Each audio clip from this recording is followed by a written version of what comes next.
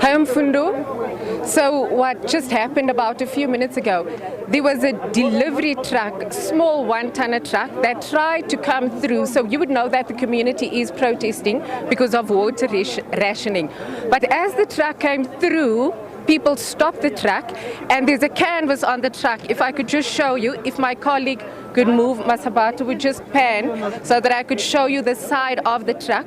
Immediately, when the truck was stopped, if you could see the canvas, some members of the community used knives and then just opened the canvas, and they were going to loot the truck.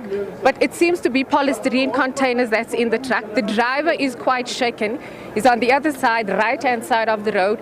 He drove off and came to the place where police are. Like I explained earlier, there's a strong police presence. The driver is quite shaken.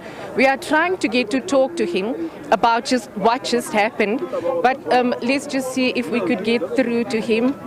He was quite shaken a bit earlier. Good day, sir. Good day, sir. If you could just give us 2 seconds.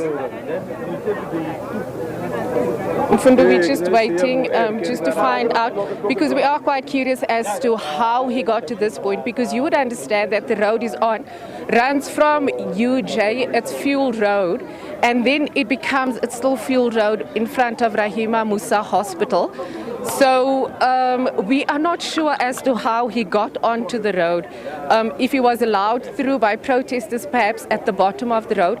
And also to remind you again, Mfundo, that the community did say that later this afternoon they would take the protest to Main Road. So right now we're just waiting for the driver. He's a bit shaken right now, and it appears that perhaps family or people who saw what happened is explaining what happened. So it could be perhaps the owners of the truck or family that is talking to, explaining what happened, because the call came through as we tried to speak to him. This is the driver of the truck that came through on a road that's been cordoned off, and fortunately he drove over the barricades that is on the road with the truck, and then he came to the side where police is. As I said, the community is quite agitated with the strong police presence in Westbury. And they are saying that with gang violence and area riddled with drugs, the police cannot be here when they are needed, when bodies are laying on the street for 5 hours. But when they are staging what they call a peaceful protest, the police come out in their numbers. I must also say that the community is divided. Some people were for burning tires and barricading the road with rocks. Others were saying, let's not do this. This is a peaceful protest, and we did say it's going to be peaceful. So you have pockets that want to try to bring in violence, and then you have the other side that's saying, no, we are going to keep it peaceful. Mfundo, let's see. I think the driver is done now. Let's just try if we could. Oh, okay, he's still busy. He's still talking. He's still on the phone. Mfundo, yeah. So the driver is still on the phone, Mfundo. If we could. Yeah, he says he was on his way to Roodepoort for delivery.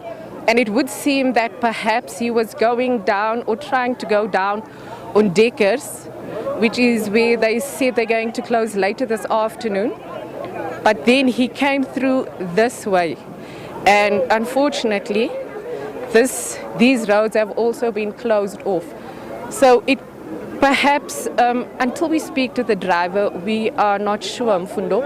I think for now, until we have the driver, he is explaining what happened. But